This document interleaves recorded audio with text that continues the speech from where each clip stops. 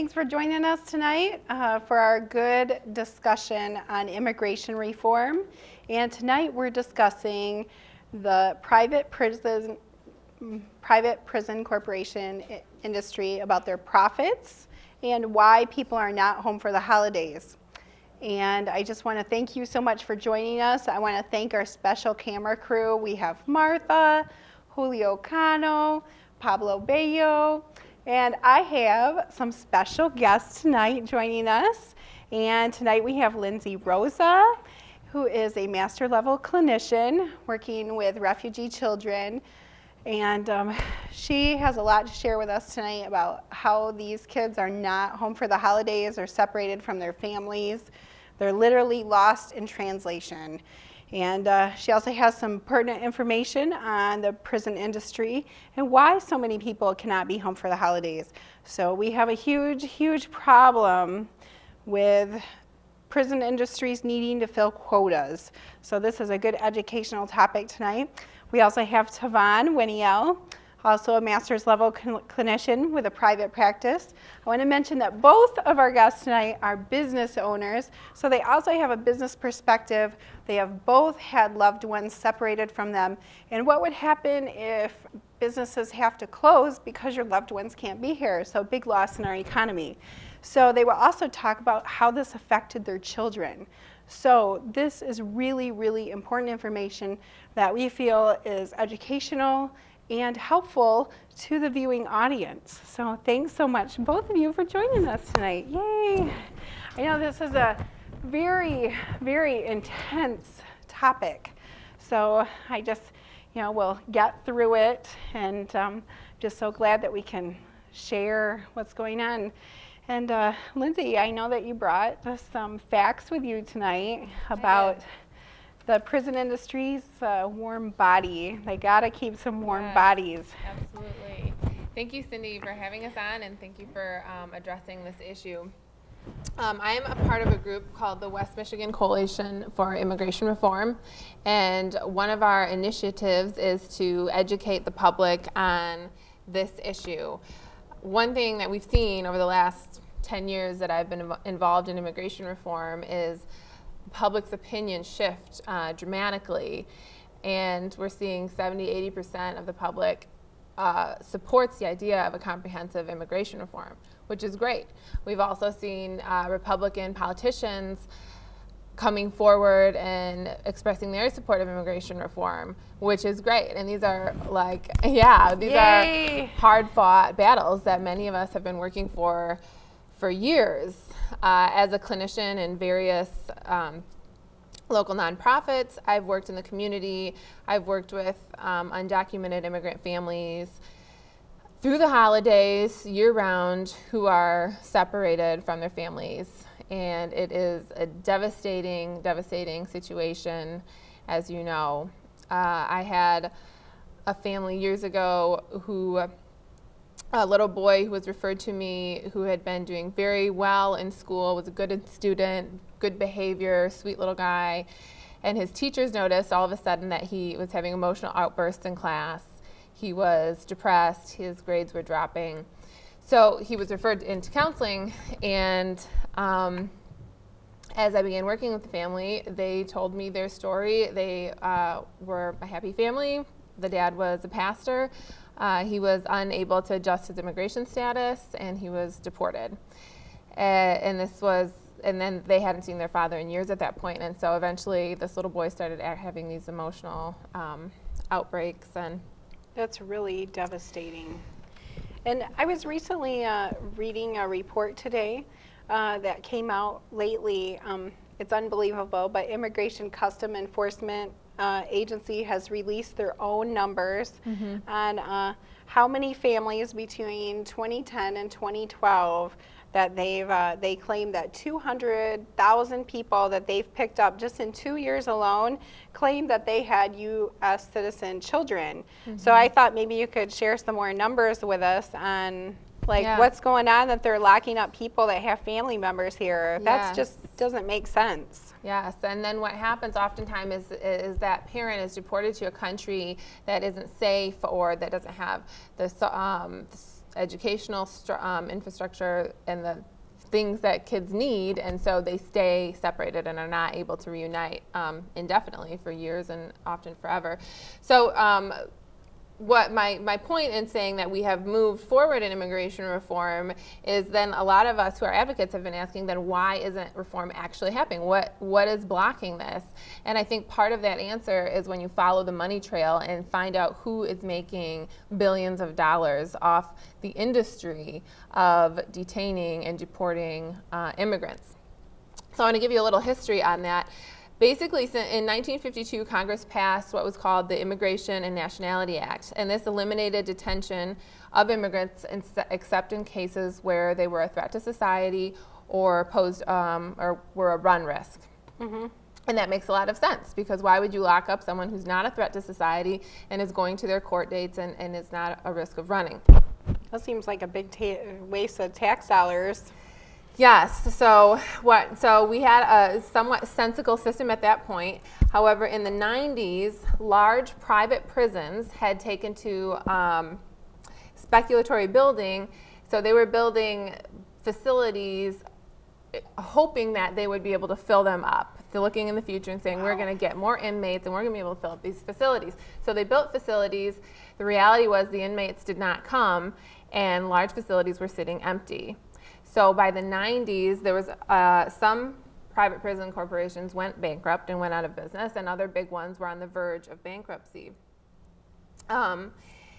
Then simultaneously in 96, the federal government passed the Anti-Terrorism and Effective Death Penalty Act and the Illegal Immigrant Reform and Immigration Responsibility Act. These acts drastically expanded the use of mandatory detention without bond of undocumented immigrants, regardless of whether or not they were a threat to society or a run risk, or if it made sense at all to lock them up. And then we had the Patriot Act as well that passed after 9/11 that also increased, people, how do I put it? People in the United States want to feel safe. We all can agree that everyone wants to feel safe. Nobody wants to go outside or go to the bank and feel like you're going to be terrorized and blown up. But what we have to look at is that all of the terrorism activities that have happened in the United States, not a single one has ever happened from an undocumented person. Never. In fact, we have more incidents of terrorism from homegrown terrorists than even foreign-born terrorists. And of course, the 9/11 attacks were done by people with visas and who had immigration status. And there's not been any evidence whatsoever ever of terrorists crossing the Mexican border. It's extremely dangerous. They would have to fight with gangs. Los Zetas pretty much control the entire border. There's just no one in the intelligence community or people who are effective at fighting terrorism are even really looking at the Mexican-American border. I was going to say, now, Tavan, now your husband's from Guatemala. Have you met any terrorists and his family that you can think of? No. I was going to say, my husband's also from there. I can't imagine that. I haven't met anybody that seems like they would want to blow up a building or... and your husband was from Honduras. Have you met any? No. So I guess quite the opposite. Quite the opposite. They want to assimilate and acculturate. They really value the United States' system and how we view our perspectives, honestly. That's right. Speaking of safety, in fact, crime rates are lower among the immigrant population than they are among the general population. So there's just no reason to think that immigrants, even undocumented immigrants, pose any kind of national security threat. Well, and that's also true. And then a lot of times lawmakers, as we'll be discussing past, they want people to feel safe. So they say, let's start a new bill. Let's create a new law. We want everyone to feel safe. And then they go around getting support saying, don't you want to feel safe? Yes, yes, yes. and then they get people and legislators to sign on to these bills that, quote, make people think that they're going to be more safe. When in reality, it, like you said, it's quite the opposite, Tavan, that people are less likely to even commit crimes, but the problem then comes in as people are less likely to report crimes or want to come forward as witnesses. And we really need, in order to feel safe, we need people to say, I witnessed a crime, and not fear the fact that they're going to be separated from their families and husband and wives and children. So I'm glad that you brought that up. And so, yeah, and we'll talk more about ALEC and the legislation. Can you tell us a little more? Yeah, let me finish that. So I'm giving you a little bit of the history. Basically, if you're just tuning in, we used to only lock up immigrants who posed a threat and who there was a reason to lock up. Then in the 90s, the federal government passed some laws, and in fact what they did was bail out the private prison industry. They needed inmates, and so the government passed some laws and gave them inmates.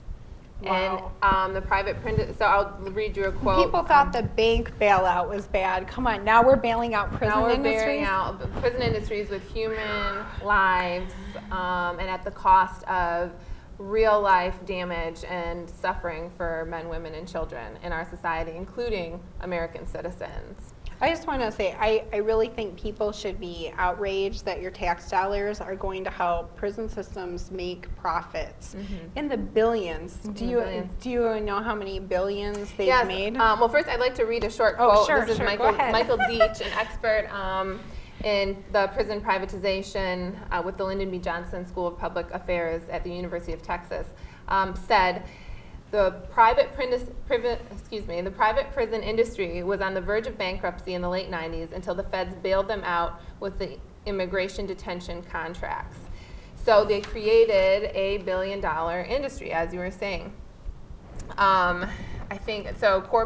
Corrections Corporation of America is one of the largest private prison industries or companies. They earned $1.67 billion in revenue in 2008. $1.67 billion.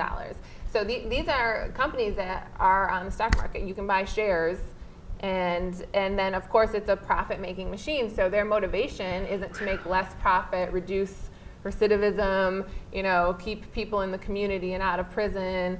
They want more tax dollars, more money.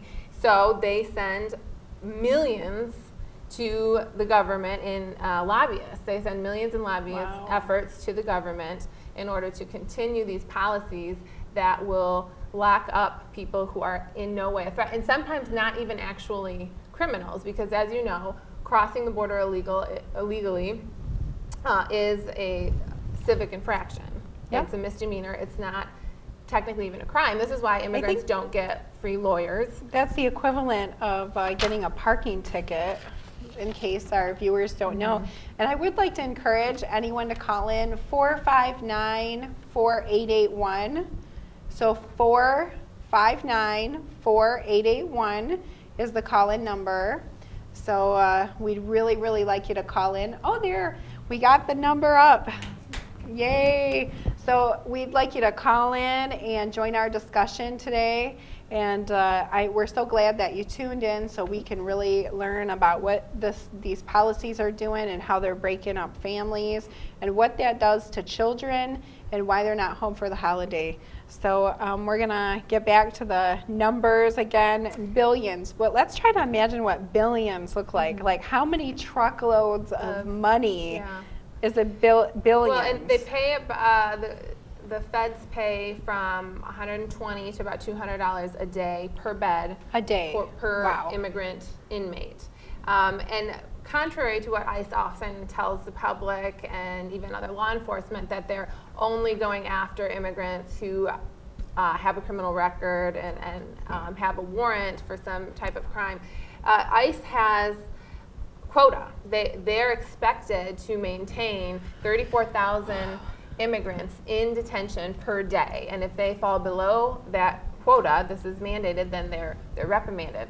So immigration enforcement is going around the community constantly every day, rounding up really as many people as they can, because they need to fill those beds and they need to make that quota. It might start out going after someone with a warrant, but they can stop anyone who quote unquote looks like that person. And I know children who've been stopped and I would say harassed by ICE and ask for their documentation and so on, and then they just say, well, that you look like someone we were looking for. Yeah.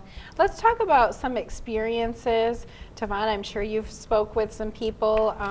You're probably aware that people are getting picked up without search warrants, off the street, businesses. Can you tell us a little bit about any of your experiences speaking with friends of your family or immediate? That's exactly what's happening, Cindy, and it's very sad. Mm-hmm. So, is there some incidents that you can tell us about? Like, well, from my personal experience, my husband left for Guatemala, and that was traumatizing for the family, and the children especially had a really, really hard time. As Lindsay mentioned, my son had trouble in school. He's a top student, and I don't say that. And there's evidence of it. They've tested him through the school system, but his grades started to decline, and he started to have behavioral problems. But the school didn't really know how to handle that, and explaining to them what has happened in the family due to immigration issues is really difficult and challenging, because either they're not familiar with that, they don't have the resources to deal with those kind of children, they don't consider it trauma. There's all kinds of reasons why it challenges them, and so, or they may see it so often that they're desensitized to these children that do not have a mother or father in the home anymore. And so these children are just kind of left out there and just looked at, poor you, and so it was a difficult time. And I have met your children. They're very bright and very ahead of their age level. They're so intelligent, and I think what's really helpful is that during your experience, because now we can let the audience know that you wanted to get proper documentation for your husband to stay here, and how long were you told that would take? There's no time limit. There's no time limit. No. Wow. No. So it could take years. Yeah. So I'm sure that was like scary when he left, because you had no idea when he might come back, or if, because there is always a possibility, right, that people can't come back. Like once you leave and head out of the border, you might not get to rejoin your family. That is true. Wow. Our attorney did inform us that. I think a lot of our audience may not be aware of how traumatizing and scary that can be for kids. Mm-hmm. Now, I know during that separation time, you had to go through your kids having birthdays and Christmas and New Year's and Father's Day. Well, you immediately become a single parent overnight, and there's really not much resources or support in our community, for that. Again, immigration is more of it's your fault. It's your fault you put yourself in this position. You shouldn't have done that. That's how it's viewed. It's not, my goodness, this is a suffering that a family's going through. We should come together as a community and support that family. I think the families are just viewed that you could have prevented that. You didn't have to come here. You didn't have to do those things. And so. And I'm sorry to interrupt. Could you explain a little bit about why did your husband come the way he came? Did he have? Would it have been easy for him to come legally and get residency? Oh, was that an option for him? Not at all. Very, very difficult.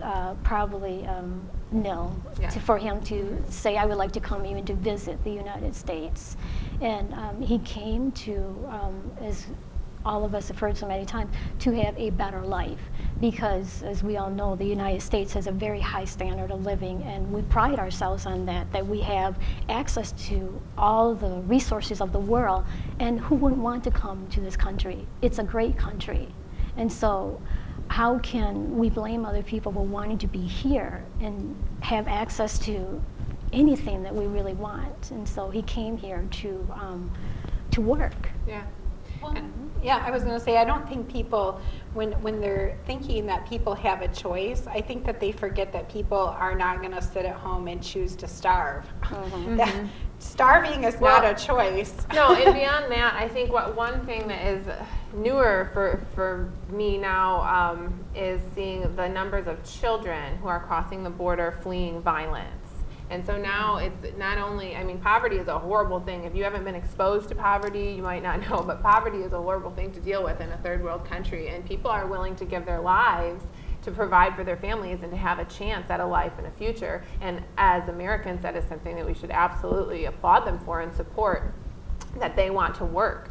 But even beyond that, we're looking at now Honduras, El Salvador have the two highest murder rates in the world. Because of drug violence. I think it's important to know that this drug violence in Guatemala is seeing more of like the Sinaloa gang, and there's more violence going on there as well. These drug cartels are pretty much, the governments cannot control them. The reason they can't control them is because they have so much money, they're unstoppable. Where do they get all their money?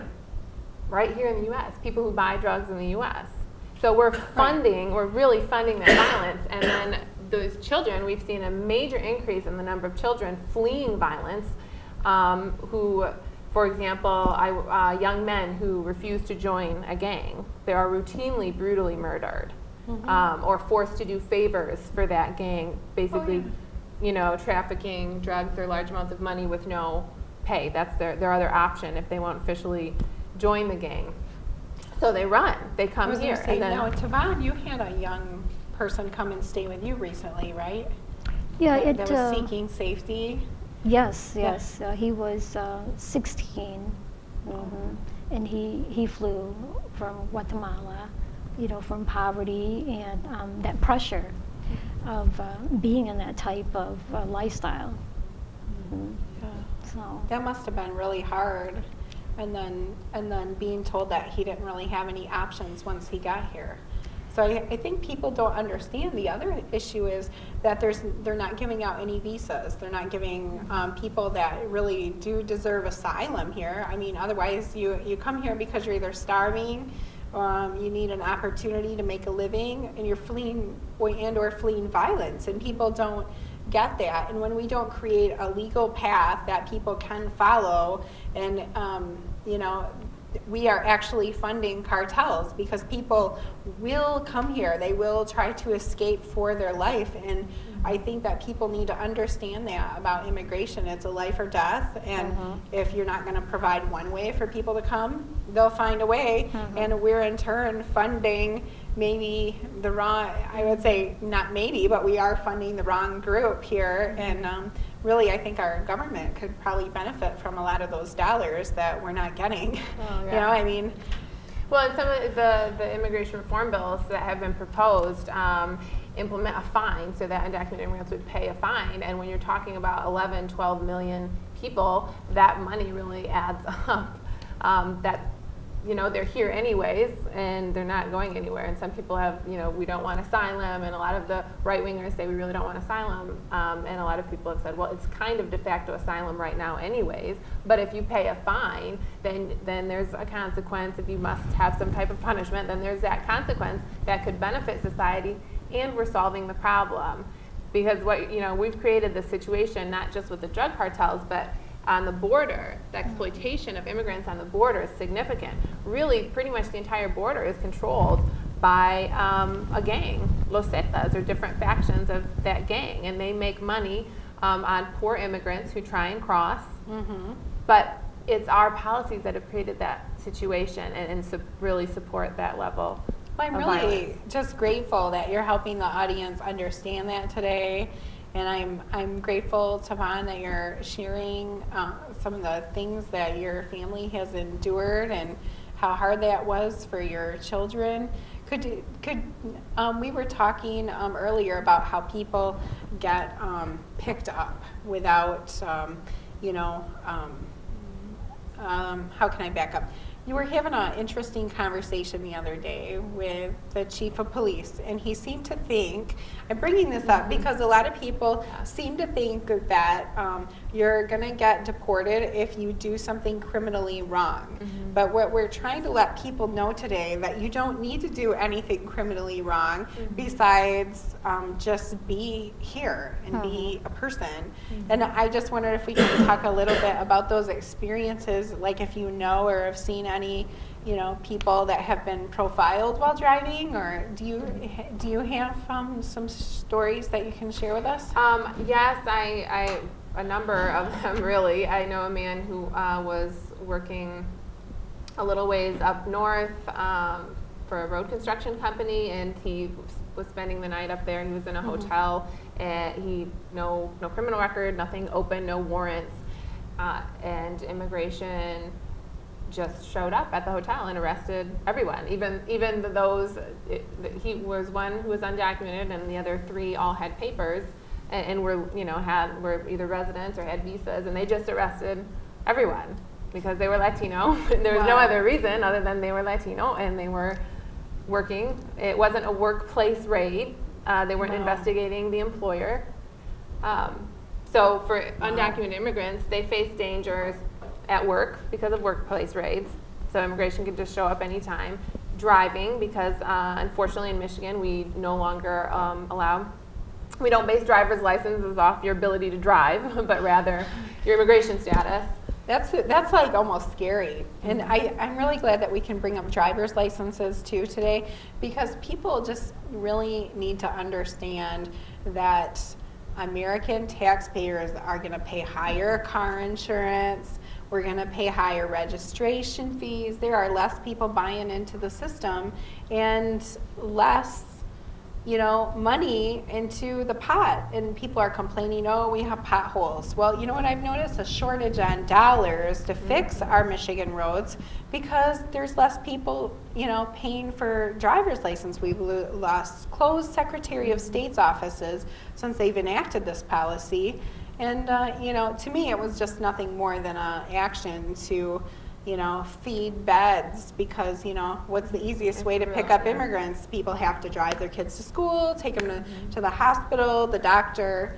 So, I just want to, let the public know that this is really a crisis, and you should be angry that they want to raise your taxes and make you pay higher rates for your car insurance. So, I want people to be motivated enough to call your legislator, and oh, go Absolutely. ahead. And to drive that point home about the taxes, what we're paying, because government officials will say, well, by using private prison industries, we're saving money, and to an extent that's true. That private prison industries do things more cheaply, usually because they have very substandard, inhumane conditions for people to live in when they are incarcerated. But actually, we're spending a lot more.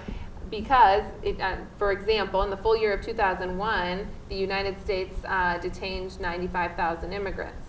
In the full year of 2010, we detained 390,000 immigrants. It's up to 2 million now. 2 million people. 1 out of 3 families are experiencing, they either fear the separation or they have currently lost a family member due to immigration. So one in 3 families in the United States. So I am really glad that we could come together and talk. Now, have you spoke with some people, Tavon, that have their stories where they've confided in you about being out in public and just... Oh, sure. We have several stories of family and friends who have been here actually for several years, but then as the immigration pressure is on for ICE to fill those beds, we've heard stories that a family would just go on a simple trip of driving somewhere and just enjoying the day, and they took a wrong turn or wrong street. There's a suspicion, and the father was deported. Just like that. The same day, within the same moment, he was taken away and they never saw him again. Oh my Never got to gosh. say goodbye. He was put into a detention center and off he went.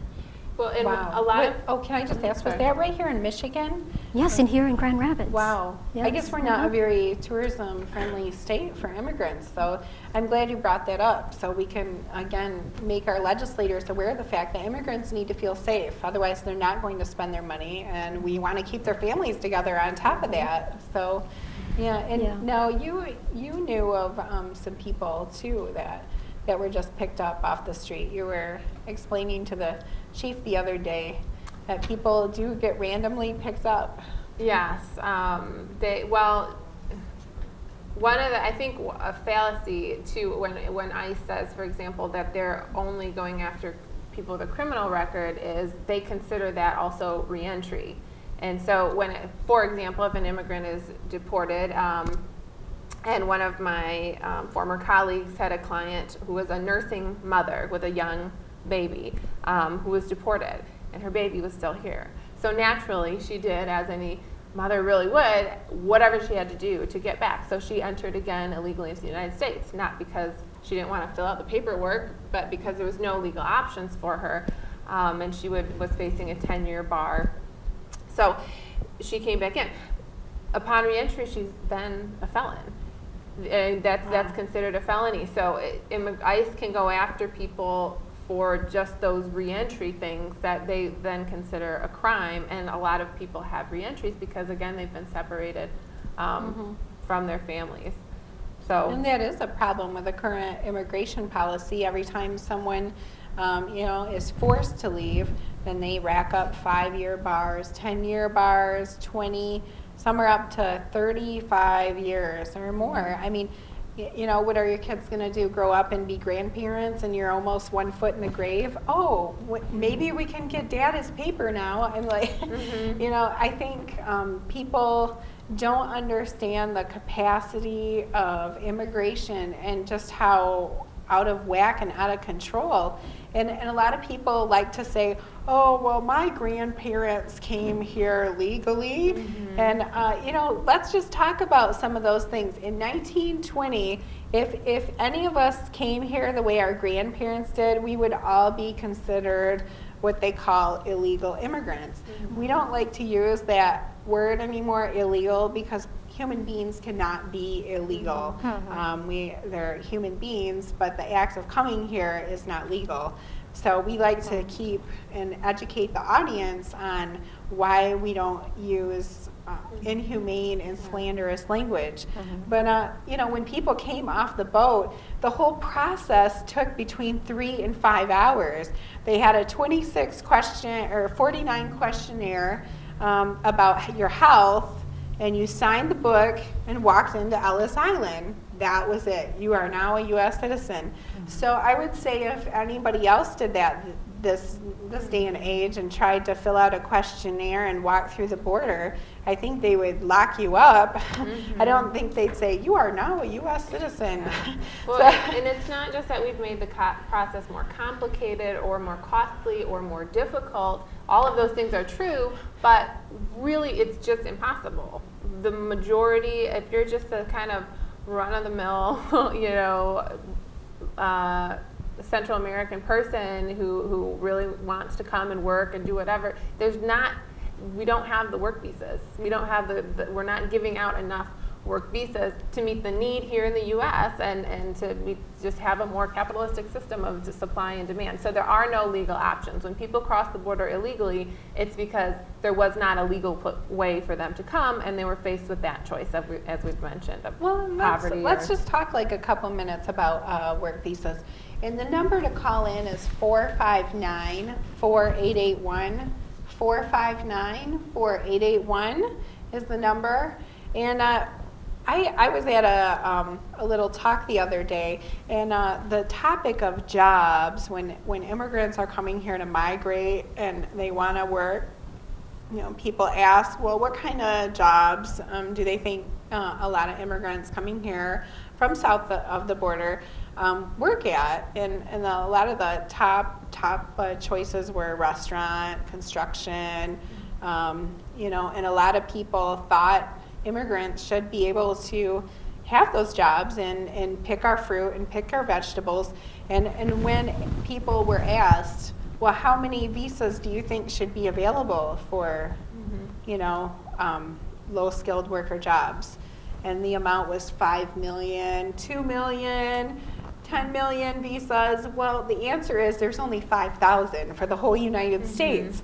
So obviously there's not enough visas to cover all the people that need to handle our fruits and vegetables. And I just want to mention the other day, Lupe Monti brought up, Lupe Ramos, she brought up, she's a State Board of Education wonderful lady, and she brought up we should be so grateful that there are people picking our fruits and vegetables, or Americans would literally starve to death. We would not have anything for Thanksgiving, and we just celebrated Thanksgiving, and when we were seeing like the thank yous, and you know, I cooked for a long time that day, and I said, I had one Thanksgiving thank you that I really wanted my whole family to know, and that was, it was a good time to bring up immigration. Let's be grateful for all the hands that touched the fruits and vegetables, that got it to the table. Yeah. You know, and I felt that was a good way to try to bring up immigration. You know, people seem to be so tense and so hostile, and they don't want to talk about it, and they just want to, you know, people should just do what's right. Well, when it comes down to people doing what's right, everybody wants to do what's right, you know, but again, there is such a huge shortage of work visas. People aren't getting visitor visas. I know in my husband's country of Guatemala, and you could probably attest to this, you probably know very wealthy people that would probably love to come and visit the United States, and yet they're just told no. And do you have an idea of like what that costs for visitor visas? Or? Oh, I don't have the exact number, but I'm quite sure that it's pretty high for someone in Guatemala. I mean, I don't think probably. Well, years ago I know it was about $200, and so I'm not sure if that's what it is now, but I know that some of the kids that I've worked with from Guatemala make $2 a day. Wow. It would take them a while. Yeah. Yeah, wow, $2 a day. I know when I was there, I met a lot of people where they were working 14 hours a day, 6 days a week, and the average wage was $150 a month, and that was for brick makers, heavy labor, and a nurse would bring about $300 a month at a good hospital. And that's for skilled people that have went to college for years. I just can't, and when I did go and visit there wasn't like, I found that prices, people always think, oh, well, you can go live really cheap somewhere else. But actually in comparison, I don't know if you've both traveled out of the country. Maybe you can talk a little bit about your experience of purchasing things. I didn't really notice things to be that much cheaper than the United States. I mean, we're so big about cheap. We love our Walmart and our Kmart and our Pomite and our discount places. You know, Americans and their cheap stuff will just kill ourselves with our stuff. I'm like, no. In my travels, I found that really life is still expensive in other countries, about the same. And maybe some services are cheaper, having a housemaid or things like that. But otherwise, gas is more expensive. If anything, food is still quite expensive. I found it to be $5 a liter when I went there about a year and a half ago. And you just went not that long ago either. Last year. Last year. How much was gas? You remember? It was higher than here. Wow. Wow. Cars, computers, all this, and that's another important point. A lot of immigrants, because those things are harder to find in Latin America, in Central America, will buy those here. A lot of undocumented immigrants that I know have bought multiple vehicles here in Michigan and pay the taxes to ship them, and shipping companies to ship them down to Guatemala, to Honduras, and other countries. Washers, dryers, household equipment. I think we will see a decrease in consumerism and spending as immigrants are being deported out. We will start to feel that effect eventually, and farmers have felt that effect. I just read an article not too long ago when all this started, where the immigrants were picked up and deported, and the farmer, and they interviewed the farmer and the worker who was an American citizen. He said, I would work this job for $10 an hour. I don't know how much I would work. This is backbreaking. This is hard. I've never had to do anything like this. I'm bending down here 10, 12 hours a day. Who would do this? Well, an immigrant, but they're gone now. And we like to talk about those jobs sometimes as low skilled, when in reality, many of the immigrants coming have been working in agriculture for generations after generations, and they're in shape and have the ability to do fast work. Yes, And they really had that pull in the experience. product. That's how they grew up. And here in Michigan, we have seen multiple times, and to our listening audience, if you've never talked to a farmer about their need for migrant labor, please do, because even this year, apples, I think 20% of our fruit in Michigan, Yes. of our apples, rotted off the trees. So please talk to your local farmer. I even took pictures myself with my smartphone, and I posted it on Facebook. I said, look, there's apples rotting off the trees. And there was a apple tree next door to me, another foreclosure, because immigrants are gone. And so yeah, well, and those migrants that come in, and what happens is we have ICE protecting us and deporting. You know, their stated goal is 400,000 a year is their stated goal that they try and reach. So when they're active in our area, then those migrant workers don't come. They don't come and they don't pick. They also don't buy their food, rent a place to live. My parents are property owners and rented to a group, their house, the house that they rent to a group of migrant workers a couple years in a row. Well, and you also have rental property too. Wow. I have rental property. I have rented in the past to immigrants myself. They've been great renters, very honest, very hardworking, and always pay their rent. So, but we lose that. Michigan, in our last census in 2010, we lost population. We're in one of the few states that lost population. 1 million. We've lost 1 million, That's mostly crazy. immigrants. And the only group that grew was the Latino group grew, and so our Latino population in a lot of ways is sustaining us and holding us up as we're losing other people. So we should be welcoming people into our state. We want them to come and buy. One of those migrant workers that rented from my parents bought a bus and sent it to Guatemala. I think he bought a couple buses over the years. We want them here buying things. That makes sense. That makes financial sense. Yeah, as a realtor, I will tell you that makes lots of sense. That's another reason that we need reform.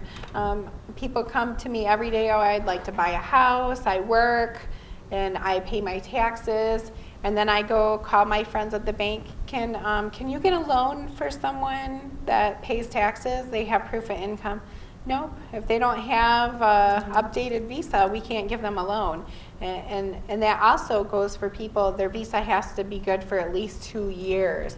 So we really need reform to pass, even to put the housing market back in shape.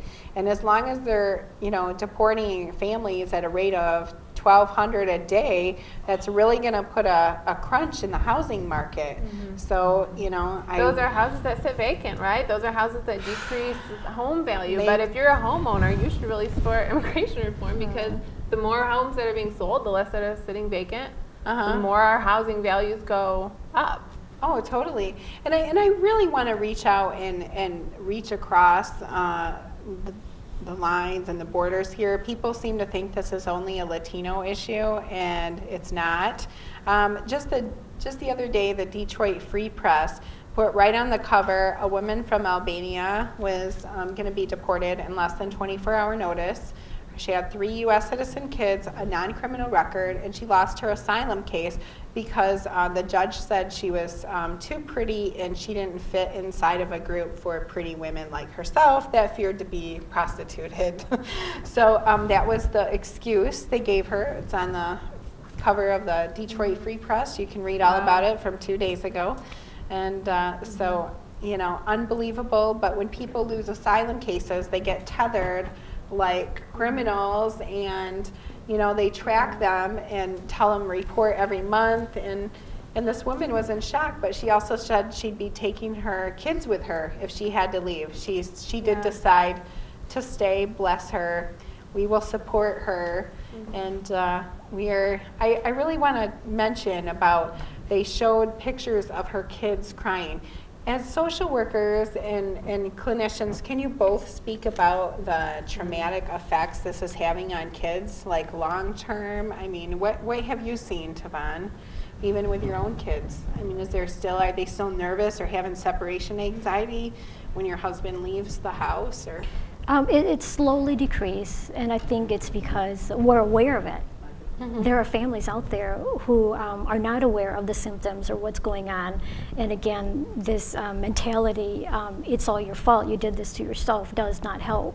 And so the families themselves do not even recognize what is going on because they're in a crisis. They're feeling chaotic, they're fragmented, they're broken. And so things will start to happen within the family, and that will start to affect the community because these children will go out to the schools. They will grow up in our communities, and they will demonstrate these behaviors, and the police may get involved, social workers will get involved, mental health workers, substance abuse problems will increase. So it's not just, well, it's all your stuff, you take care of it. It's really a community issue, it's a society issue, and it will have its long-term effects where children, I mean, trauma is not something that you deal with overnight. It's a process, it's a journey. It takes years to heal, maybe a lifetime, especially, depends on the age when the child was separated from the parents. Even divorce is traumatizing, so you can imagine a parent being deported and limited ways to go see them and communicate with them. It's going to have its long-term effects. Yes, and even for children to go through their developmental stages, they need a certain amount of stability.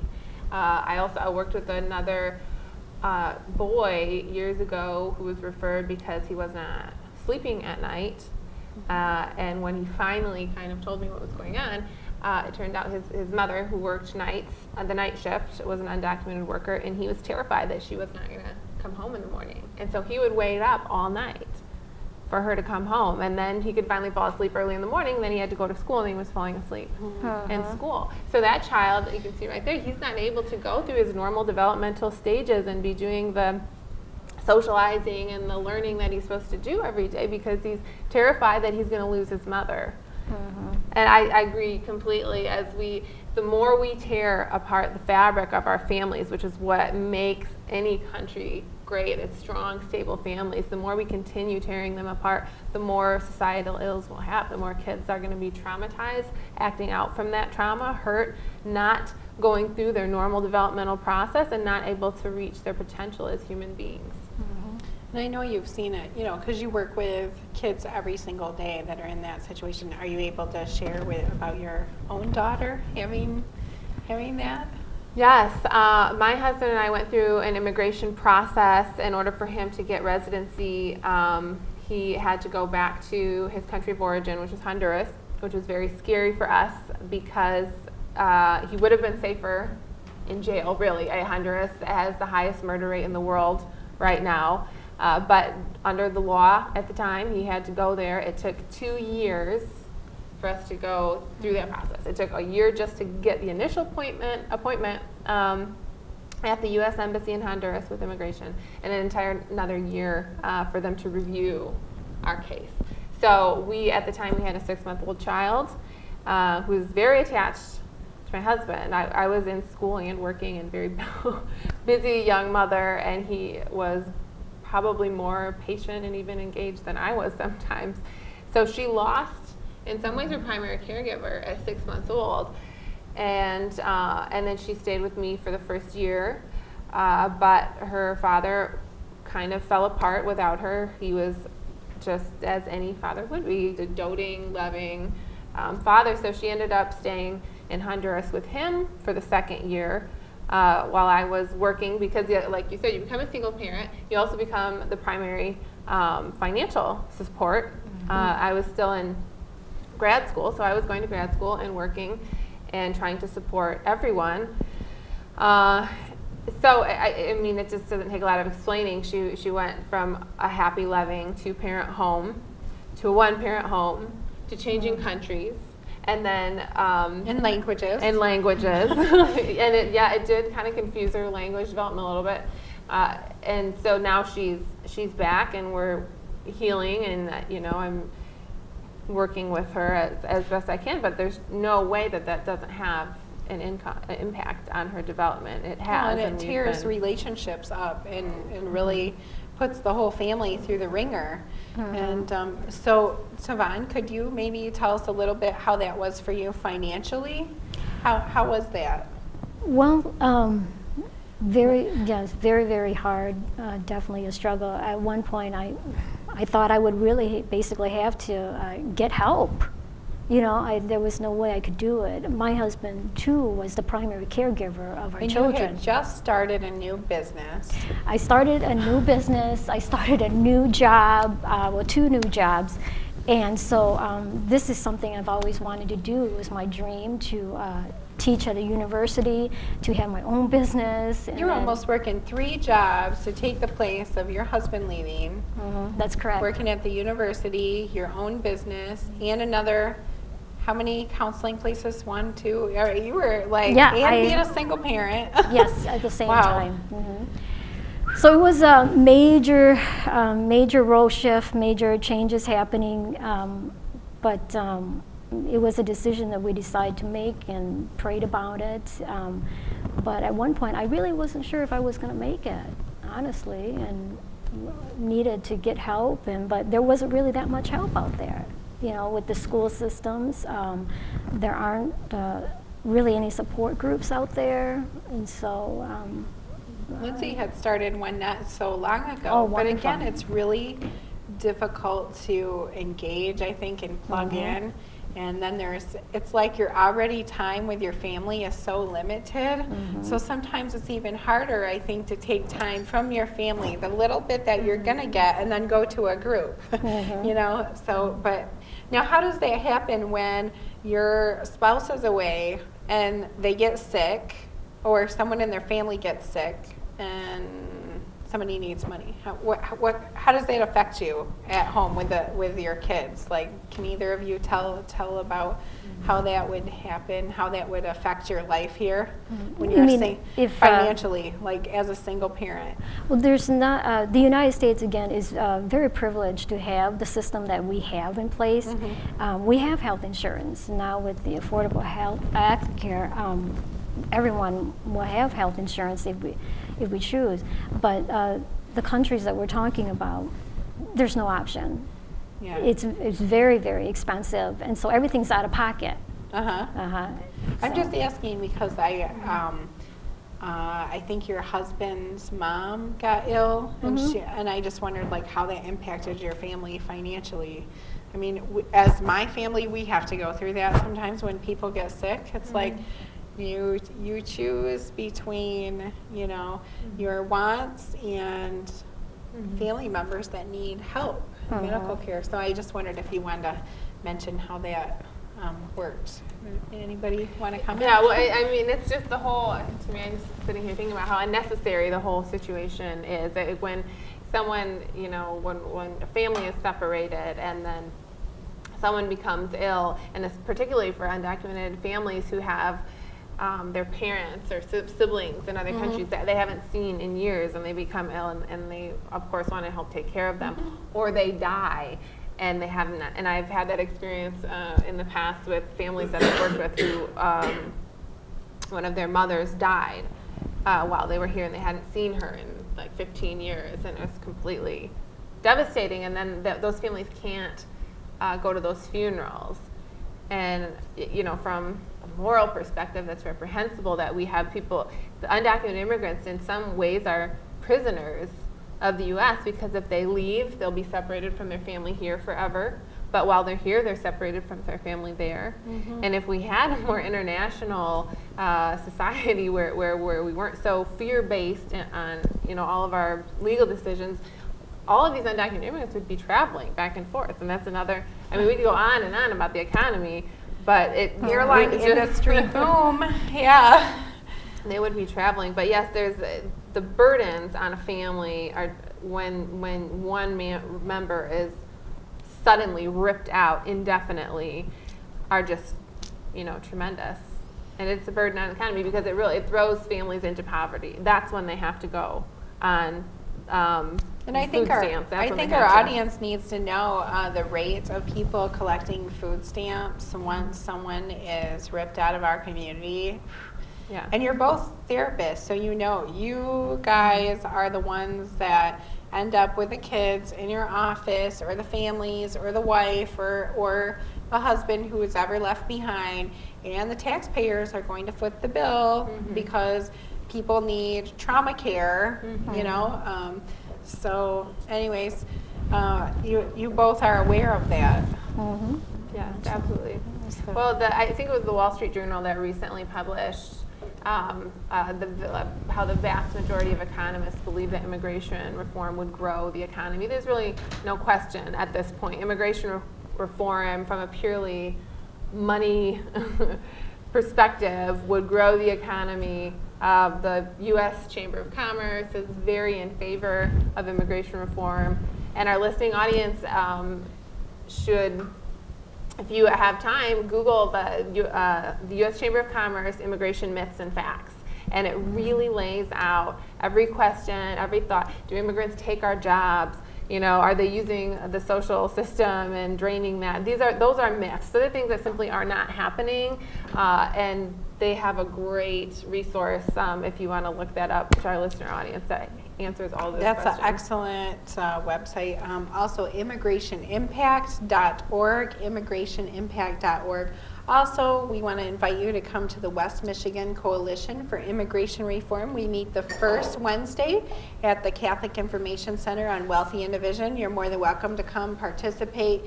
We are a very, very active group, very active. We are really working hard to get immigration reform going. We are also doing a fast for families, fastforfamilies.org if you want to go there. We are starving for reform. So, you know, don't be surprised if you head up to your holiday party and find a faster at your party. Right. So I just want to thank my guest, Tavon Winiel, Master Level Clinician in Private Practice. Go see Tavon. And Lindsay Rosa, Master Level Clinician. Just so grateful that you ladies are here today and joining us, and all of our camera crew, Martha, Julio, Pablo, Mayo, yay! Thank you so, so much. And Mark, so awesome. We're just so grateful that everyone is here today to make this show happen. And hopefully we can, you know, get it YouTube so you can check out the reruns. And there's so many ways. Call John Boehner. Say call a vote. We need John. Call John Boehner. He's the one blocking reform. If you want to. Yes, call John Boehner, call your representatives and tell them you don't want billions of your tax dollars going towards locking up people who are not criminals and are not a threat to society. These private prison corporations make a lot of money off of separating families. Yes. And it's your tax money that's doing that. It's our tax money. Yes. This has been a very good, productive show today. I think the audience has a lot of facts, a lot of good information. I will really hope from the bottom of my heart that they feel compelled to move and call their legislator. Google, who is my U.S. legislator, if you don't know. Yeah, and you can call your local legislator about driver's licenses. You want to stop paying those high taxes and more registration costs, lower your tax insurance. So, yes, get on the phone. You can be an advocate from your cell phone, from your own PC, from your tablet, from your laptop, to your home desk computer. You tell everybody you can advocate from your car parts.